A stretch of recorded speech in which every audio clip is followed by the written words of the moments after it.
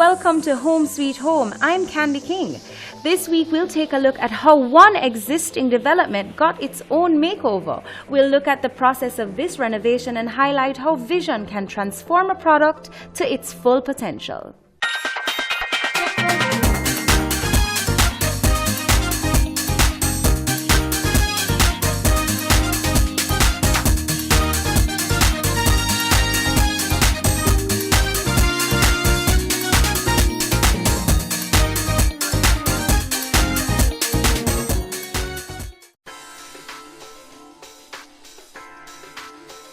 My name is Johan Ogilvy, real estate dealer, co-developer at Project 7.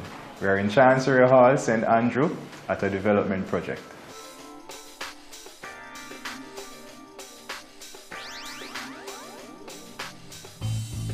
So a development scheme is any real estate project with more than one unit in it, whether residential, commercial, you have warehouse types, you have tourism hotel types. So it's a very broad umbrella when you start talking about development schemes.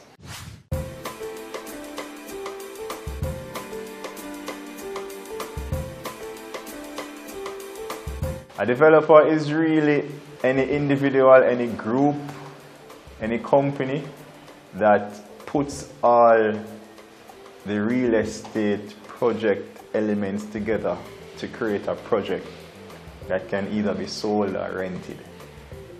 The developer himself may not necessarily have the cash to develop, but he is just so very good at organizing all the elements. The funding, the contractor, and of course the realtor. So as a real estate dealer, a developer to me is somebody who has gotten all the necessary approvals. He has rights to modify the land, and he has been approved by the real estate board. Must be approved by the real estate board. And that is really my buffer. It means that the real estate board has done a very sophisticated level of due diligence that is incomparable.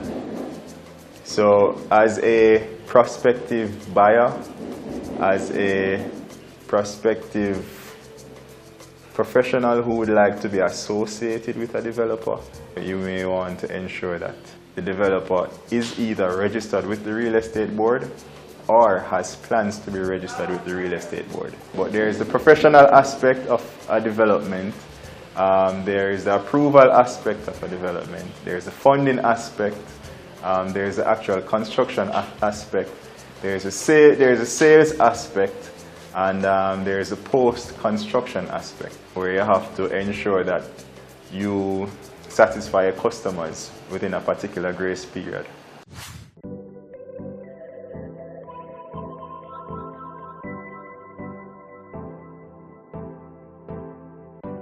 In the latter part of 2015, I got a call from an attorney to assist with the sale of a building, of a residential building.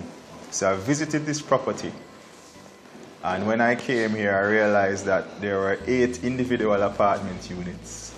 There were 9 individual water meters and 9 individual light meters.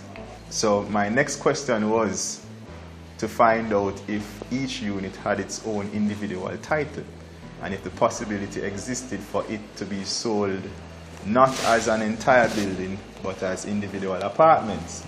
So the answer I got was that it was not splintered, as you would term it. There weren't individual titles. There was just one parent title. So my next move was to visit the parish council, which is the KSAC, to find what the possibility is. You know, what can we possibly do to get this place approved?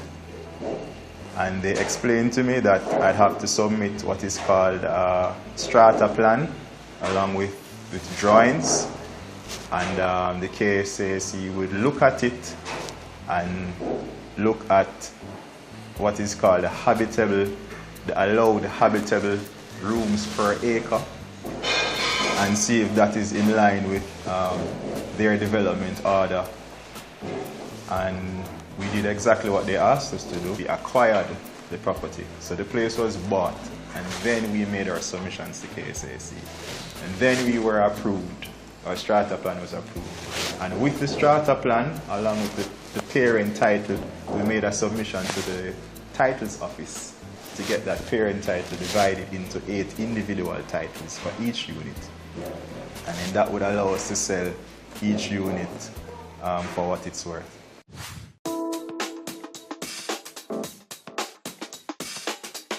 This development scheme that we are at today is a residential development. And there are 8 individual units that we would call strata units. It's divided in 4 levels. We are at the top level now. Below the top level, which is -1. Below -1 is -2. Below -2 is -3. And I use the terms -1, -2 because those are the terms that the actual surveyors use to describe units that were built in a way that you access from the top, and then you have to go down to access the other floors.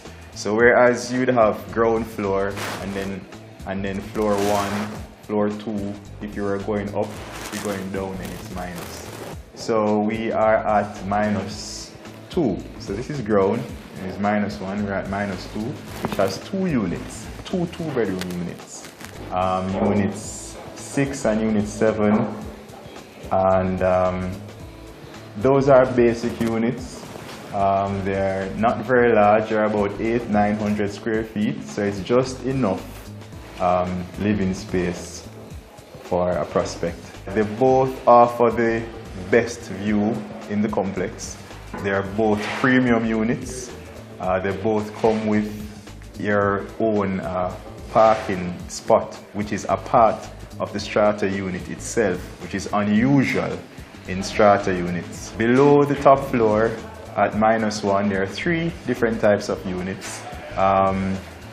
2 3-bedroom apartments in excess of 1,000 square feet, and there's a studio apartment, which is about 400 square feet, 400 to 500 square feet.